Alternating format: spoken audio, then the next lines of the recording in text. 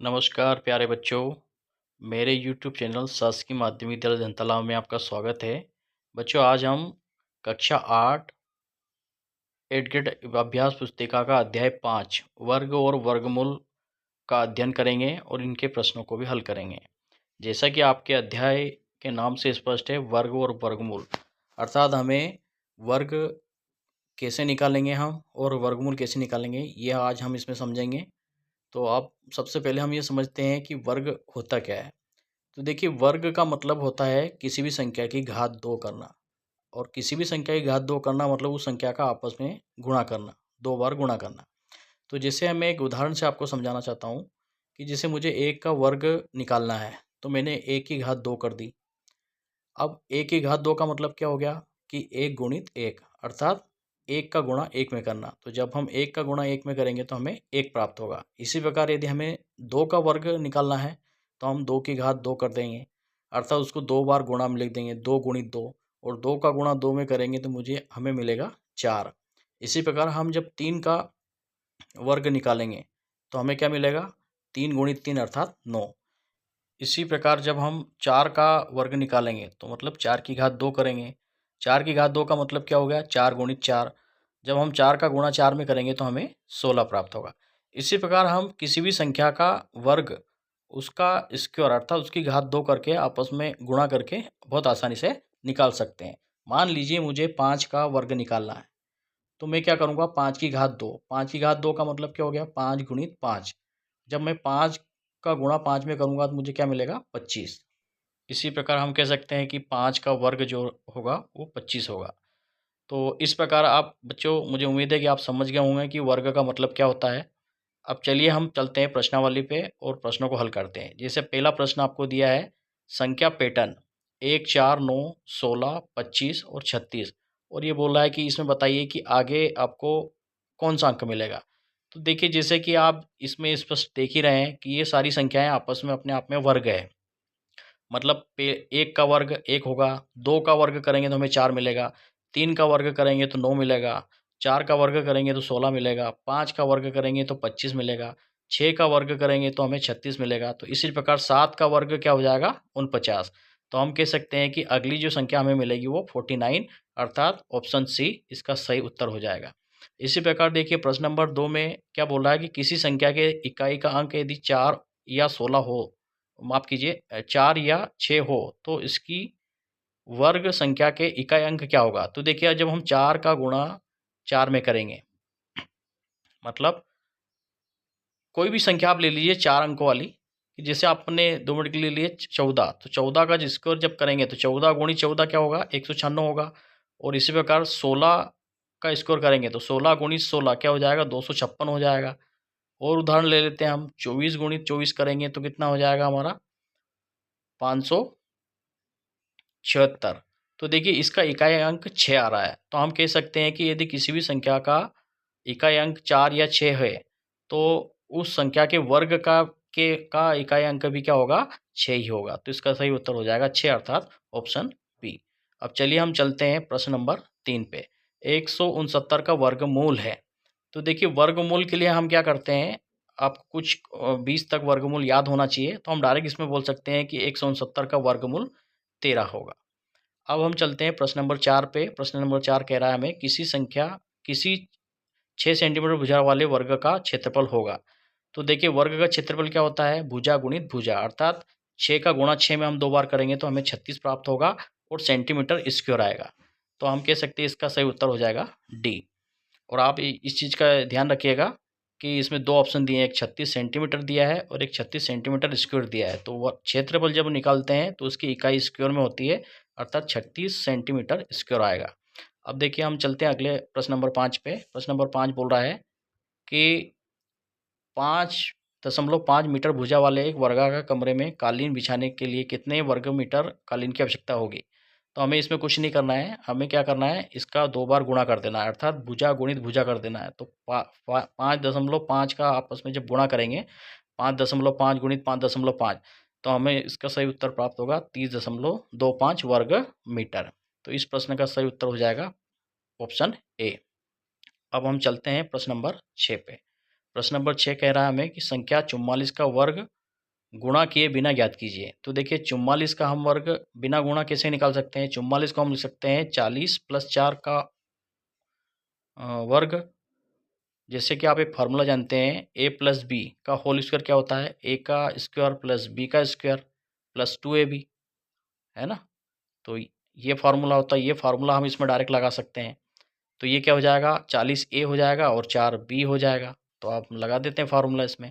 40 की घात 2 प्लस 2 गुणित 40 गुणित 4 और प्लस हो जाएगा 4 की घात 2।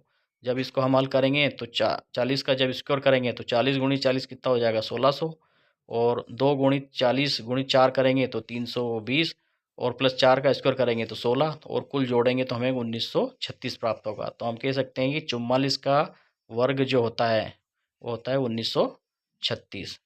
तो इस प्रकार हमने यहाँ समझा कि वर्ग हम कैसे निकालते हैं। वर्ग निकालने का ही मतलब होता है कि उस संख्या को 2 बार आपस में गुणा कर दो तो हमें वर्ग प्राप्त हो जाता है। तो हमें इस प्रश्न का सही उत्तर मिला 1936।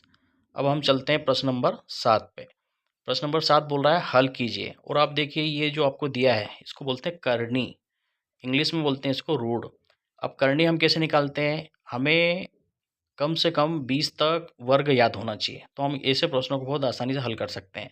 हम जानते हैं 144 का वर्ग कितना होता है? 12। तो 52 में जब 12 जुड़ेगा तो कितना आ जाएगा आपका? 64 आ जाएगा।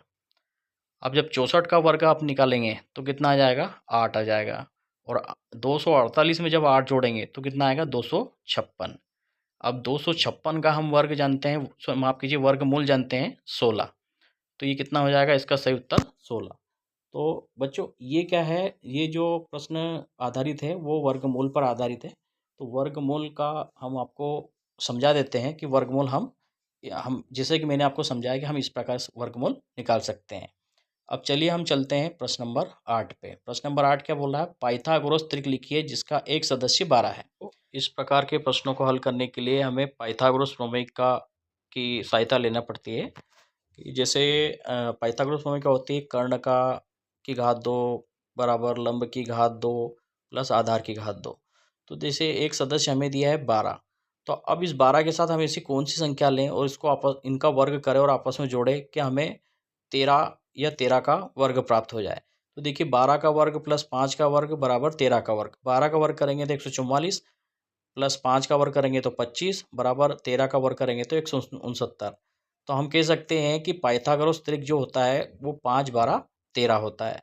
तो इस प्रकार इस प्रश्न का सही उत्तर हो जाएगा 5 12 13। ये पाइथागोरस त्रिक है और इस त्रिक के माध्यम से हम बड़े बड़े सवालों को बहुत आसानी से हल कर सकते हैं। अब देखिए आपको क्या अगला प्रश्न क्या दिया है? प्रश्न नंबर 9, अभाज्य गुणनखंड विधि से दी गई संख्याओं के वर्गमूल ज्ञात कीजिए। और आपको पहला दिया है 1296। तो हम क्या करेंगे? 1296 को गुणनखंड विधि से निकालेंगे। ये 1296 को हमने 2 से काटा, फिर 2 से काटा, फिर 2 से काटा, फिर 2 से काटा, फिर 3 से, फिर 3 से, फिर 3 से, फिर 3 से, ऐसे काटते काटते इसके अभाज्य गुणनखंड हम बना लेंगे। अब अभाज्य गुणनखंड हमारे पास आ गए कितने? 2 गुणित 2 गुणित 2 गुणित 2 गुणित 3 गुणित 3 गुणित 3 गुणित 3, है ना? इस प्रकार आ गए। तो हम इसको लेंगे अंडर रूट में और इसके जोड़े बनाएंगे। तो जोड़े क्या बनेंगे? 2 का जोड़ा एक बार बनेगा, फिर 2 का जोड़ा बनेगा, फिर 3 का बनेगा, फिर 3 का बनेगा, और इनका आपस में गुणा कर देंगे। तो 2 गुणित 2 गुणित 3 गुणित 3, तो 2 दूनी 4 और 4 ती 12 और 12 तिया 36। तो इसका जो अभाज्य गुणनखंड का जो की विधि से जो उसका वर्गमूल आया 1296 का, वो आया 36। इसी प्रकार हमें दूसरा प्रश्न दिया है इसमें 289। तो 289 का जो वर्ग किसका वर्ग होता है? वर्गमूल होता है 17 का। तो जब 17 का गुणा 17 में हम करेंगे तो हमें क्या मिलेगा? 289। तो इसको हम अंडर रूट में लिखेंगे 289 और बराबर लिख देंगे। जब ये अंडर रूट से बाहर आएगा तो हमें इसका उत्तर प्राप्त होगा 17। तो हम कह सकते हैं कि वर्गमूल के आधार पर ये प्रश्न थे, आधारित थे प्रश्न, और इनके माध्यम से हमने इनको हल करा कि वर्गमूल के द्वारा हम इन प्रश्नों को बहुत आसानी से हल कर सकते हैं। अब चलिए हम चलते हैं प्रश्न नंबर 10 पे।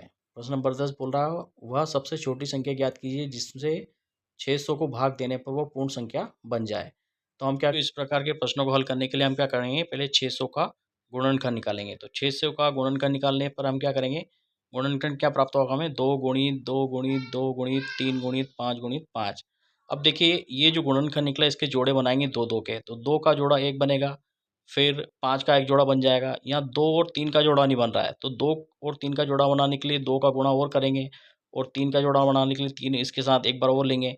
तो 2 गुणित 3 मतलब वो संख्या कितनी हो जाएगी, 6। अर्थात वह संख्या कौन सी है, 6, छोटी छोटी संख्या 6 है, जिसका हम 600 में भाग दें तो संख्या पूर्ण वर्ग बन जाएगी। तो देखिए 600 में जब हम 6 का भाग देंगे तो हमें 100 प्राप्त होगा, जो अपने आप में एक पूर्ण संख्या है और 10 का वर्गमूल है।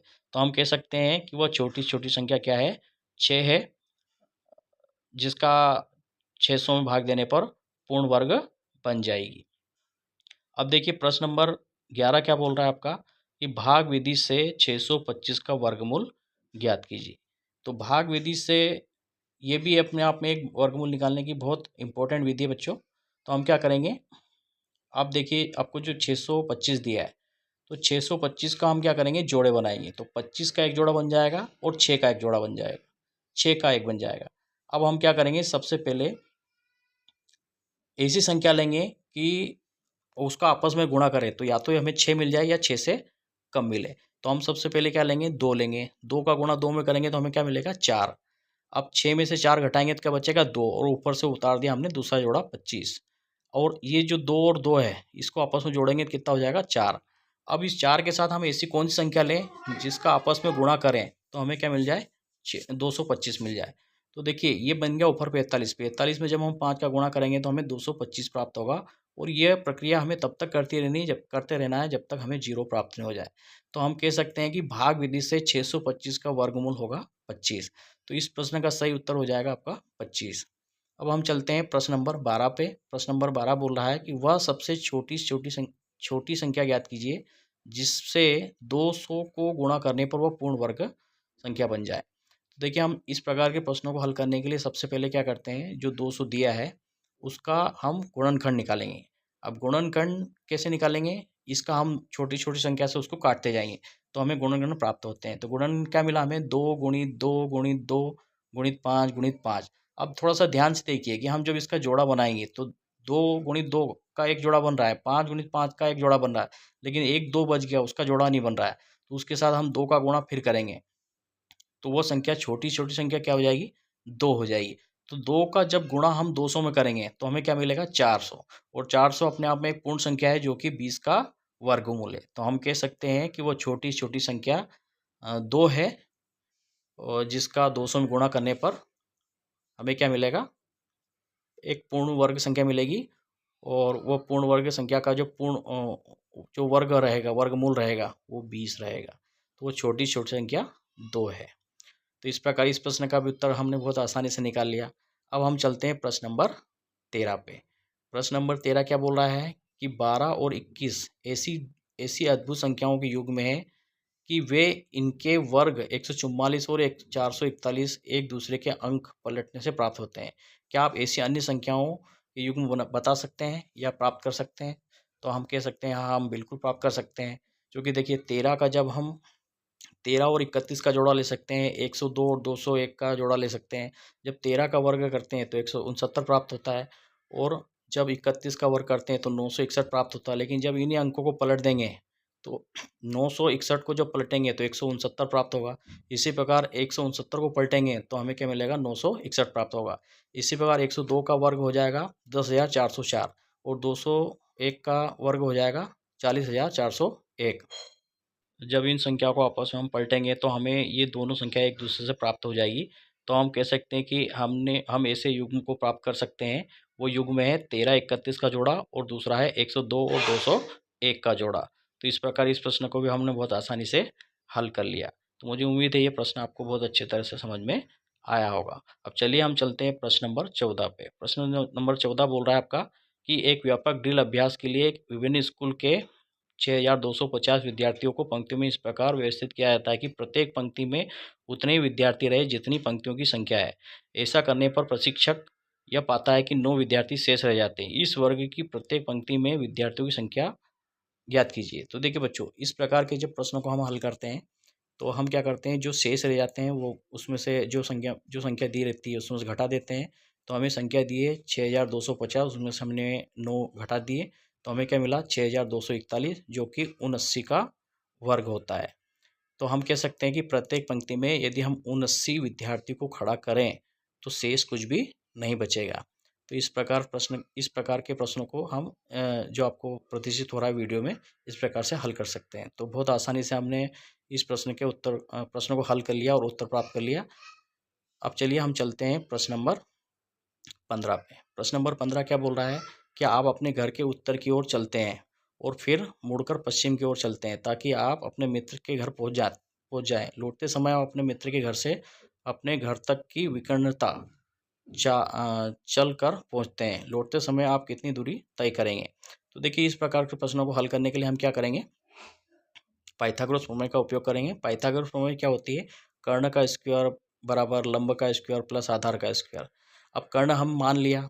अब देखिए, आपको यहाँ डायग्राम में एक दिखाई दे रहा है, क्या हम ये जो आप लाइन ये जो आप खींच रहे हैं इसको बोलते हैं हम कर्ण। तो हमने कर्ण मान लिया x है, ये हमें पता नहीं। तो हम क्या करेंगे कि कर्ण का स्क्वायर। अब आप प्रश्न में क्या बोला है कि भाई आप एक उदाहरण ले लेते हैं हम कि इसका जो है लंब 8 है और आधार 6 है। तो एक्स स्क्वायर बराबर क्या हो जाएगा, 8 का स्क्वायर प्लस 6 का स्क्वायर। तो एक्स स्क्वायर बराबर क्या हो जाएगा, 64 प्लस 36। जब इसको हम जोड़ेंगे तो हमें क्या मिलेगा, 100। तो एक्स बराबर एक्स का मान निकालने, अर्थात इस कर्ण का मान निकालने के लिए हम क्या करेंगे, इसका वर्गमूल कर देंगे। तो 100 का वर्गमूल करेंगे तो हमें क्या प्राप्त होगा, 10। तो हम कह सकते हैं लौटते समय हमने 10 किलोमीटर की दूरी तय की थी। तो बच्चों, मुझे उम्मीद है कि ये प्रश्न भी आपको बहुत अच्छे समझ में आएगा। इस प्रकार हमने आपकी अध्याय 5 के सारे प्रश्न बहुत सरल तरीके से और आसानी से हल कर लिए। हमने कक्षा 8 की एडिटेड पुस्तिका का अध्याय 5 कंप्लीट कर लिया है। मुझे उम्मीद है कि आपको सारे प्रश्न बहुत अच्छे से समझ में आया होगा। यदि आपको अच्छा लगा वीडियो तो प्लीज़ वीडियो को लाइक करें, सब्सक्राइब करें। अब बच्चों, हम अगले वीडियो पे मिलते हैं। तब तक के लिए जय हिंद, जय भारत।